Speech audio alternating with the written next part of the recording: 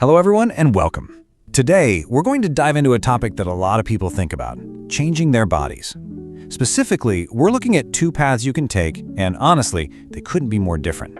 On one side, you've got liposuction, and on the other, you've got fasting.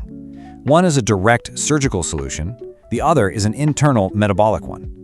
Our goal here is pretty simple, to lay out all the facts, the real pros and cons of results, health, and cost, so you get a really clear picture of what each of these choices actually means for you. So let's just kick things off with the big question, the one you really have to ask yourself. When you think about making a change, what are you truly after? Are you looking for that quick fix? You know, a targeted, almost immediate transformation that gets you from point A to point B as fast as possible?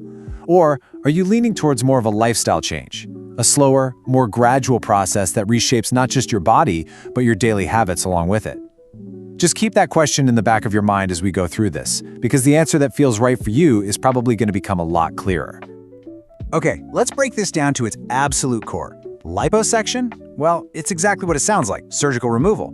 It's a physical process. A surgeon literally goes in with a special tool and removes fat cells from very specific parts of your body. It's an external solution. Now, fasting is a completely different ballgame. It's all about metabolic control. This is an internal process. You're not removing anything, you're changing when you eat to get your body to switch its own gears and start burning its stored fat for energy. So you can see, these are two totally different philosophies from the get-go. All right, first up, let's tackle the thing that's probably on everyone's mind first. What are the results going to look like? How do you look afterwards? And how long does it take to see it? This is where you really start to see the story of two completely different timelines and two very different kinds of outcomes. And right here, the trade-offs are crystal clear. With liposuction, the biggest selling point is speed. The change is pretty much immediate because the fat is physically gone. You can also be incredibly precise. You can target just your stomach or just your thighs, whatever the problem area is. The outcome, though, is a kind of surgical sculpting. And a major risk you have to consider is that the final result can sometimes be uneven, not to mention the significant swelling you have to deal with for a while. Fasting is basically the mirror opposite of all of that. It's slow, it's gradual, you'll start to notice changes over a few weeks, not a few hours. And it doesn't target one spot, it affects your whole body, which tends to result in more natural-looking contours. The main risk here isn't surgical, of course, it's the rebound potential, the risk of gaining the weight back if you don't stick with it and make it a real consistent habit. Okay, but looks are only one part of the story, right? We have to go deeper than just what we see in the mirror. It's down to talk about the health and risk equation. What is actually going on inside your body when you choose one of these methods? Trust me, the internal impacts are just as important, and I'd argue maybe even more important than the external ones. So, let's get something straight right off the bat about liposuction. It is a surgery, it's an invasive procedure, and its goal is to remove what's called subcutaneous fat. Now that's an important term. Subcutaneous fat is the fat that sits right under your skin. It's the stuff you can pinch. It's not the deeper, more dangerous visceral fat that's wrapped around your organs. Because it's a major surgery targeting this specific fat layer, it automatically comes with all the potential complications that any operation has. So, what are we talking about when we say risks? Well, you've got the immediate worries of any surgery. The chance of having a bad reaction to the anesthesia, or the possibility of getting an infection at the site, but it goes beyond that. The procedure itself can mess with your body's delicate plumbing, like your blood circulation and your lymphatic system, which is crucial for fluid balance. Suddenly removing all that tissue can also put a real strain on your organs, especially your liver and kidneys, because they're the ones that have to clean up the mess afterwards. And here's the most critical point. The surgery itself doesn't make you healthy. Your long-term health still 100% depends on how you live your life after you've healed. Now, let's pivot and look at fasting. This is a completely different world. It's a metabolic strategy, not a surgical one. The whole idea is to simply control when you eat. By doing that, you give your digestive system a much-needed break. This period of rest signals your body to make a switch. Think of it like a hybrid car. Most of the time, you're running on gasoline, the food you just ate. Fasting teaches your body to efficiently switch over to its electric battery, your own stored body fat. You're working with your body's natural systems, not against them. The impact of fasting on your internal health can be really profound. When your body isn't constantly busy digesting food, it finally has the time and energy to focus on other things, like cellular repair and cleaning out old damaged cells. Some people call this a natural detox effect.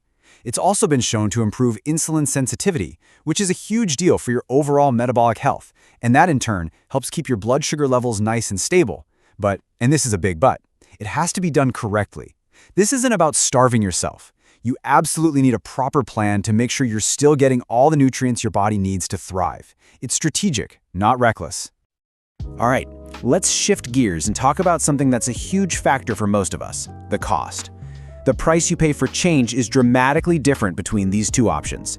I mean, we're talking about going from a very expensive medical procedure on one end to what is essentially a free lifestyle adjustment on the other. The difference is night and day. Let's just put the number out there for liposuction.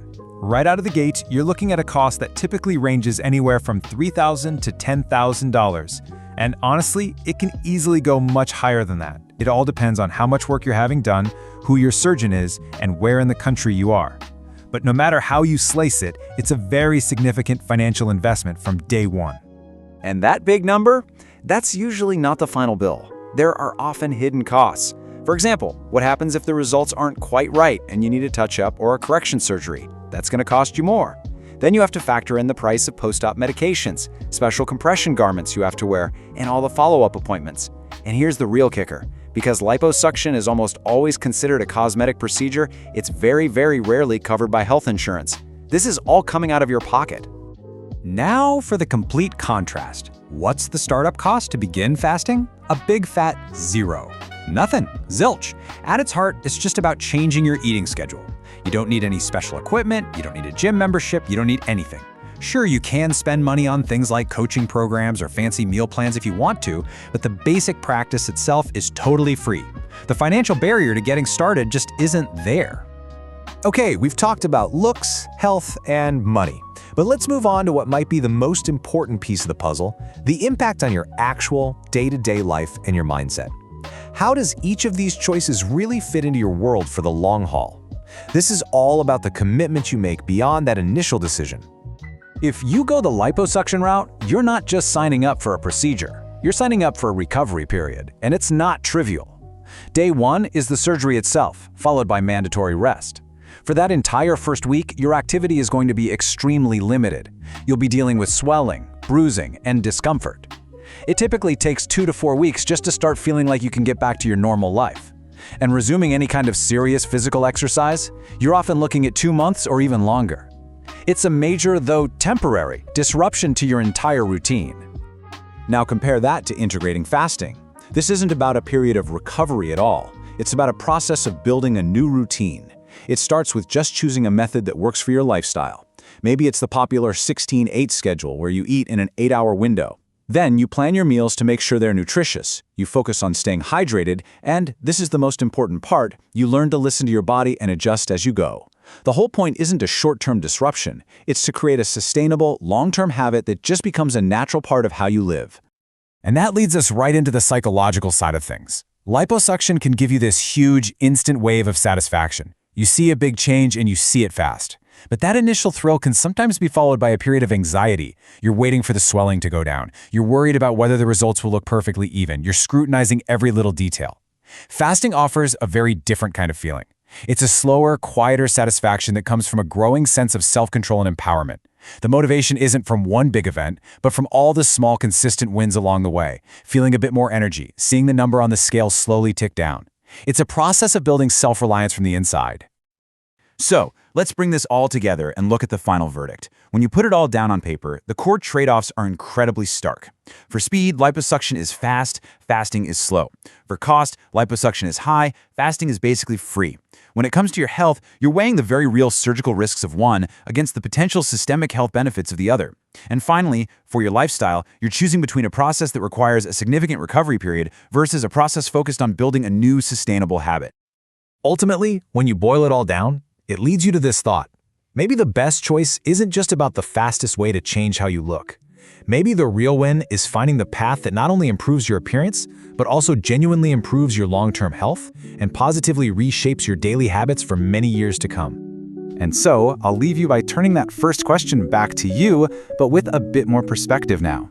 After looking at all the facts, what's truly more valuable to you? Is it the power of that immediate, targeted change? Or is it the reward of building long-term, sustainable health from the inside out? There's no right or wrong answer here. It all comes down to your own values and your own priorities. Thanks for joining me for this breakdown.